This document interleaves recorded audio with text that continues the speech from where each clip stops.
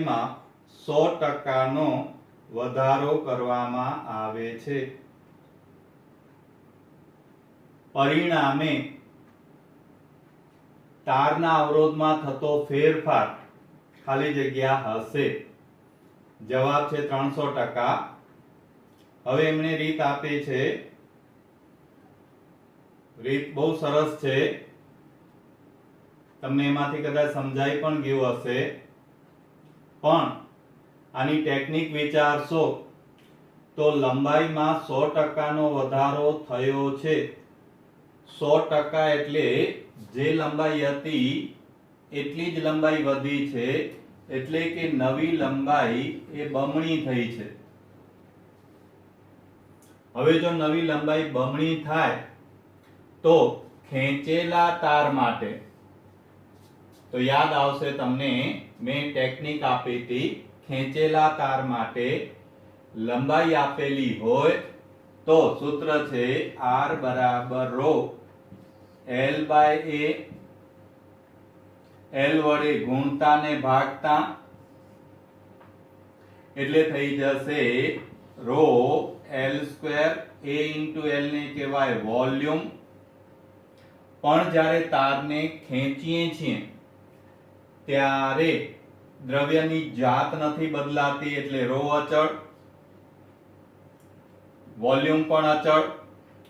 ત્યારે આપણે કહી શકીએ કે R proportional to L square. બરાબર. પછી આ સ્ટેપની જરૂર નથી.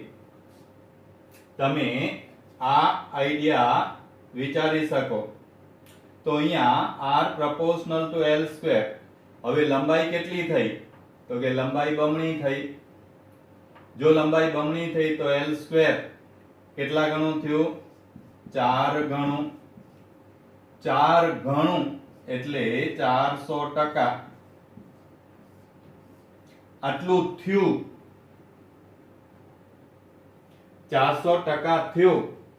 ફેરફાર પૂછ્યો છે. ફેરફાર કેટલો હશે? અને આમે જવાબમાં 400% છે જ નહીં, તો ફેરફાર કેટલો હશે? તો કે 100 પોતાના હોય ને. 100 રૂપિયા વ્યાજે મૂક્યા અને 400 રૂપિયા મળ્યા, તો એમાં 100 રૂપિયા તો પોતાના છે. એટલે વધારો કેટલો? તો કે વધારો થયો 400 ઓછા 100 બરાબર 300%. તો મિત્રો આ સૂત્ર તમે યાદ રાખશો તો મોઢે થઈ જશે કે 2 નો વર્ગ 4, 400%. 400% માંથી જોવાનું ફેરફાર, તો 100 બાદ કરવાના. અને જો ઓછું હશે, ઘટાડો થયો હશે, તો 100 માંથી બાદ કરવાના. આ ધ્યાન રાખજો. વધ્યો હોય તો એમાંથી 100 બાદ કરવાના. પણ ધારો કે જવાબ તમારો 100 થી ઓછો આવ્યો હોય તો 100 માંથી ઈ બાદ કરવાના. આમ જવાબ આવશે એ 300%. પછી 20મો MCQ. આ જૂની ટેક્સ્ટબુક ના છે. તાંબાના 3 તારના દળોનો ગુણોત્તર 5:3:1 અને લંબાઈનો ગુણોત્તર 1:3:5 છે. તો અવરોધનો ગુણોત્તર શોધવાનો છે. તો અહીંયા રકમમાં દળનો ગુણોત્તર આપ્યો છે M1:M2:M3 5:3:1. લંબાઈ આપેલી છે L1:L2:L3. R1:R2:R3 શોધવાનું છે. હવે આપણી પાસે અવરોધનું સૂત્ર છે R બરાબર રો L બાય A. ત્રણેય તાર તાંબાના જ છે, અને તાંબાના જ છે એટલે અહીંયા આપણે કહેશું કે દ્રવ્યની જાત બદલાતી નથી, અને દ્રવ્યની જાત બદલાય નહીં તો રો અચળ, અને ઘનતા, દ્રવ્યની ઘનતા ડેન્સિટી એ પણ અચળ. હવે ઘનતા બરાબર દળ ભાગ્યા કદ. ઘનતા બરાબર દળ ભાગ્યા કદ. એનો મતલબ કે આપણને અહીંયા એ l ની કિંમત કહીએ કે a ની કિંમત કહીએ તો a બરાબર શું મૂકશું તો કે a બરાબર m upon dl. કાં તો કે આ ક્ષેત્રફળ નથી આપ્યું, એની જગ્યાએ આપણને દળ આપ્યું છે. ચાલો તો કિંમત મૂકીએ તો ρ l m a ની જગ્યાએ m છેદનો છેદ એટલે અંશમાં જાય dl. હવે ρ અચળ છે કારણ કે ત્રણે તાંબાના છે, d પણ અચળ છે, દ્રવ્યની જાત બદલાતી નથી, એનો મતલબ કે આ ગુણોત્તર હોવાથી નીકળી જશે અચળ, એટલે કે r proportional to l square by m. હવે તો કે હવે તમને જ્યારે આ ઓબ્જેક્ટિવ અથવાના જેવો આપ્યો હોય કે દ્રવ્યની જાત બદલતી નથી, દળનો ને લંબાઈનો ગુણોત્તર છે, તો સીધું તમે આ સૂત્ર યાદ રાખી શકો. કેવી રીતે? તો કે હમણાં જ તમને સૂત્ર આપ્યું હતું ટ્રીકનું, r બરાબર ρ l સ્ક્વેર બાય કદ. હવે દ્રવ્યની જાત બદલતી નથી એટલે ρ અચળ, કદ નથી આપ્યું, તો બસ આટલું જ વિચારવાનું છે ને, ઘનતા બરાબર દળ ભાગ્યા કદ. હવે ઘનતા પણ અચળ છે, એનો મતલબ કે કદ proportional to દળ, કદ proportional to દળ, એટલે કે આ તો અચળ છે નીકળી જશે, કદ proportional to દળ, એટલે સીધું જવાબ આવી ગયો r બરાબર l સ્ક્વેર બાય m. આમ આપણે આવી ટ્રિક્સ થી આવા એમસીક્યુ ને સરળતાથી કરી શકીએ. હવે આ ટ્રીક નો ઉપયોગ કરીને તમે સરસ ગણતરી કરી શકશો. 1 નો વર્ગ 1, 3 નો વર્ગ 9, 5 નો વર્ગ 25 છેદમાં દળ. હવે અહીંયા કિંમત મૂકશો તો જવાબ આવ્યો 1/5. બરાબર સમજાવ્યો. હવે આટલું બધું સ્ટેપ કરવાની જરૂર નહીં પડે તમને, તમે સીધે સીધું જો હવે સીધું સ્ટેપ કરી શકો. r જેમ r2 જેમ r3 બરાબર 1/5, 9/3, 25 જેમ 1, બરાબર 3 તેરી 9, 25 ભાગ્યા 1 એટલે 25. પણ જવાબ આવી રીતે નથી, એટલે બધાને 5 વડે ગુણી નાખ્યા, એટલે 5 વડે ગુણ્યા,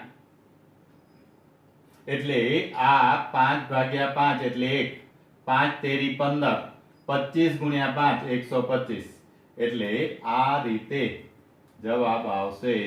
છેલ્લું સ્ટેપ 4 ચોઈસ ને જોઈને 1/15/125.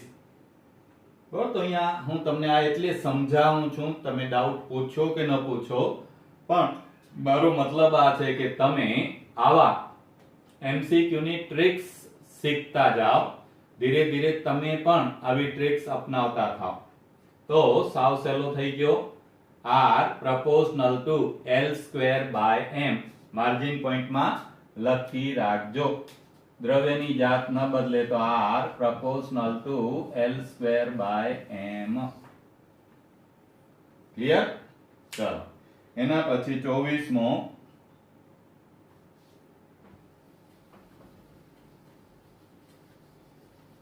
તારને નિયમિત રીતે ખેંચીને તેના આડછેદનું ક્ષેત્રફળ 1/n ગણું, જ્યાં n greater than 0 છે, એટલે કે વાસ્તવિક સંખ્યા છે, નહીતર પાછો માઈનસમાં જવાબ હોય તો આ ઘટના શક્ય નથી. તો નવો અવરોધ કેટલો થાય? બરાબર. હવે અહીંયા તમને ખ્યાલ છે કે સૂત્રમાં લંબાઈ આપેલી હોય તો l વડે ગુણવાનું, અને આડછેદનું ક્ષેત્રફળ આપ્યું હોય, આડછેદનું ક્ષેત્રફળ આપ્યું હોય તો એ વડે ગુણવાનો.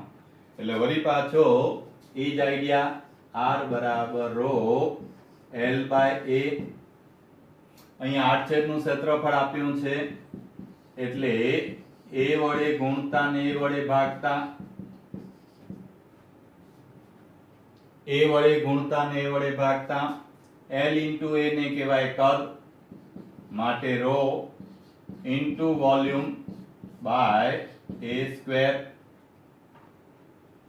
તારને ખેંચીએ એટલે દ્રવ્યની જાત ન બદલાય, કદ ન બદલાય, એનો મતલબ r proportional to 1 upon a square. 1 upon a square એનો મતલબ કે અહીંયા એ 1 upon n ગણું, બરાબર, એટલે આ છેદનો છેદ, એટલે શું થઈ ગયું, r is proportional to n square. એટલે કે જવાબ આવશે n સ્ક્વેર ગણું થાય છે, n સ્ક્વેર ગણું થાય છે. એટલે જવાબ થઈ ગયો r ડેશ નવો અવરોધ બરાબર n સ્ક્વેર ઇન્ટુ r. સમજાય છે મિત્રો?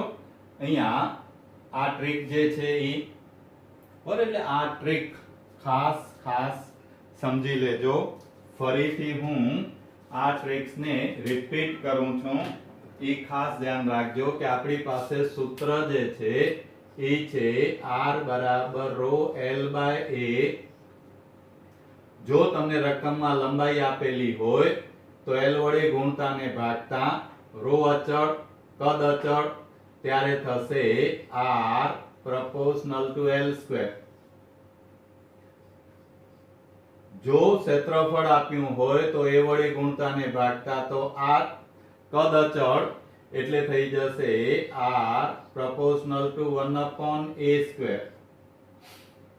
a બરાબર પાઈ r સ્ક્વેર, તો આમ પણ થશે r proportional to a ની જગ્યાએ પાઈ r સ્ક્વેર. r એટલે ઓ સ્મોલ r, ત્રિજ્યા, આડછેદનું ક્ષેત્રફળ પાઈ r સ્ક્વેર.